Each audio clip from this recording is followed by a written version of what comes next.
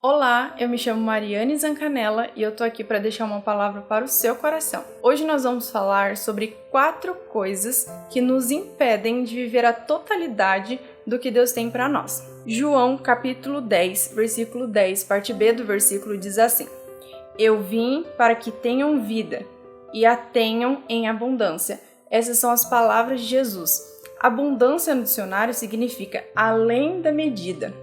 Uma quantidade tão abundante que chega a ser muito mais do que era de se esperar ou antecipar. Então é essa vida abundante que Jesus veio para nos trazer.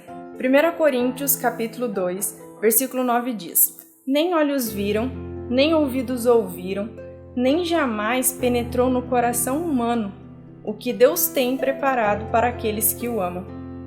Esse versículo prova que Deus nos criou para viver uma vida extraordinária nele.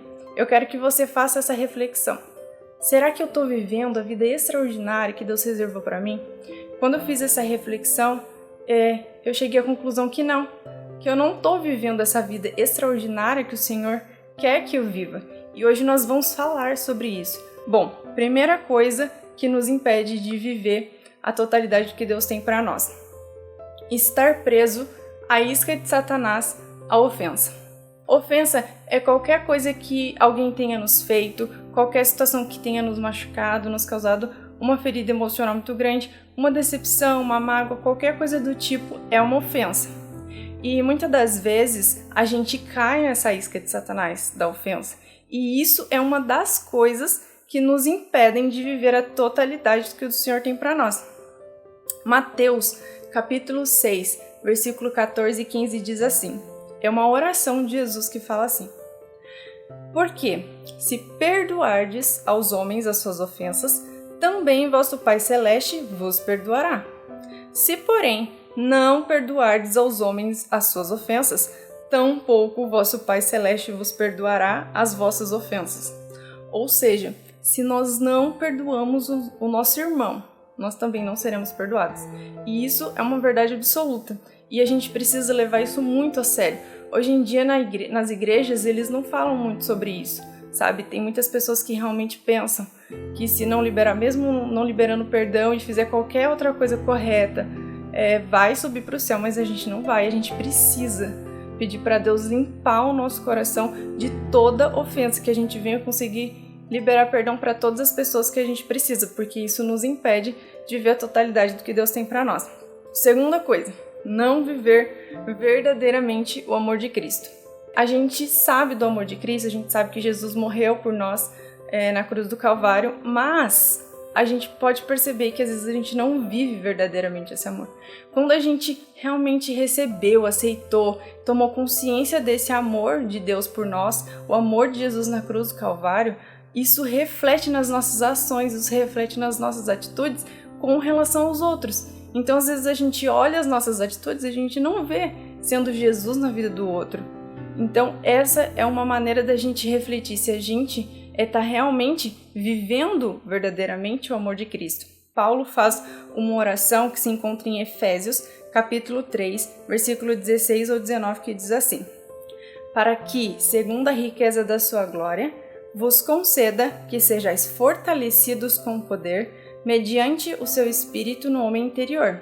E assim, habite Cristo no vosso coração pela fé, estando vós arraigados e alicerçados em amor, a fim de poderdes compreender com todos os santos qual é a largura, e o comprimento, e a altura, e a profundidade, e conhecer o amor de Cristo, que excede todo entendimento, para que sejais tomados de toda a plenitude de Deus, para vocês verem como que realmente a gente precisa conhecer e viver verdadeiramente esse amor de Cristo, ter experiências pessoais com o amor de Cristo nas nossas vidas.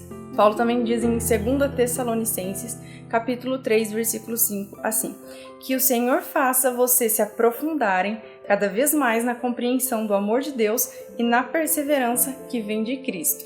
Amém? Outra coisa que nos impede: se conformar com a dracma perdida. A parábola da dracma perdida Jesus fala em Lucas, capítulo 15, versículo 8 e 9. né? E nessa passagem Jesus conta que a mulher tinha 10 dracmas e ela perdeu uma e ela não se conformou em ter perdido aquela uma. Enquanto ela não encontrou, ela não sossegou. Ela varreu a casa e ela procurou de todo jeito. Enquanto ela não procurou, ela não sossegou. E quando eu falo sobre essa passagem, né, sobre a dracma perdida, eu penso o seguinte: às vezes a gente fica muito na nossa zona de conforto. A gente sabe que já foi muito melhor na presença de Deus, mas a gente se conforma, sabe por quê? Porque a gente olha para o outro que está menos do que a gente. Por exemplo, mas eu vou todos os cultos na igreja. A minha amiga, nossa, ela nem para a igreja vai. A gente tem essa mania, sabe, de ficar se comparando com quem faz menos do que a gente, mas a gente tem que se comparar com Jesus. Ele é o nosso foco, o nosso objetivo, a nossa maior inspiração. Se a gente se comparar com Jesus, a gente não fica na nossa zona de conforto. Porque toda vez que a gente olha para ele, para as atitudes dele, para tudo que ele é, para tudo que ele fez, a gente fala: caraca, eu realmente preciso melhorar muito. Então, se você tem alguma dracma perdida, não se conforma. Sai atrás da dracma que está perdida. Não importa se você tem 9 de 10 dracmas que você tem, não importa. Se tem uma perdida, não se conforme. Outra coisa que nos impede de viver a totalidade do que Deus tem para nós: o coração contaminado com o fermento dos fariseus. No Novo Testamento, Jesus usava essa palavra fermento, né, como uma metáfora para descrever uma má influência, porque os fariseus, eles eram má influência para as pessoas. E o fermento, ou a levedura, né, ela é uma substância que, mesmo em pequena quantidade, ela penetra em toda a massa. Então, por isso que Jesus usava essa metáfora. Então, eu quero que você reflita. Qual o fermento do fariseu que contaminou o seu coração? A falta de confiança nas pessoas porque você se decepcionou demais? É a falta de fé, a incredulidade? Uma das coisas que Jesus alertou os discípulos quando ele citou sobre o fermento dos fariseus foi com relação à incredulidade, porque eles estavam permitindo que a incredulidade dos fariseus contaminassem o seu coração. Talvez o fermento do fariseu que contaminou o seu coração seja uma crença limitante. Então, que a gente possa fazer essa reflexão. Qual foi o fermento do fariseu que contaminou meu coração? Para que assim a gente consiga apresentar Jesus e ter essa transformação na nossa vida. Vou deixar um versículo para a meditação de vocês com relação a toda essa palavra. É esse versículo que eu deixo para a meditação de vocês. 1 Pedro, capítulo 5, versículo 10. Ora, o Deus de toda a graça, que em Cristo vos chamou à sua eterna glória, depois de terdes sofrido por um pouco, Ele mesmo vos há de aperfeiçoar, firmar, fortificar e fundamentar. E é isso que eu desejo para mim e para você, que a gente consiga viver a totalidade do que Deus tem para nós, que a gente não se conforme em ficar na zona de conforto, que a gente não se iluda achando que se a gente não liberar perdão a gente vai pro céu, que a gente não vai. Então que a gente consiga trabalhar essas 4 coisas que eu vou recapitular para vocês, para que a gente consiga viver a totalidade do que Deus tem para nós, todo o potencial que Deus tem para nós. 1. Estar preso à isca de Satanás, a ofensa, ou seja, não liberar o perdão. Que Deus venha limpar o nosso coração e que a gente venha buscar isso de Deus. Se for preciso a gente pedir perdão, a gente pedir, ter humildade de pedir, de reconhecer e também liberar dentro do nosso coração, deixar o nosso coração ser limpo. Segunda coisa, que nós possamos viver verdadeiramente o amor de Cristo, que as pessoas olhem para nós e vejam Jesus na nossa vida, nas nossas atitudes. 3. Se conformar com a dracma perdida, que a gente não fique na zona de conforto e encontre qualquer dracma que esteja perdida. E 4, coração contaminado com o fermento dos fariseus, que nós possamos analisar o nosso coração e ver qual foi o fermento dos fariseus que nos contaminou e que venhamos apresentar para Jesus, para que a gente seja limpo e a gente consiga viver a totalidade do que o Senhor tem para a minha vida e para a sua vida. Amém?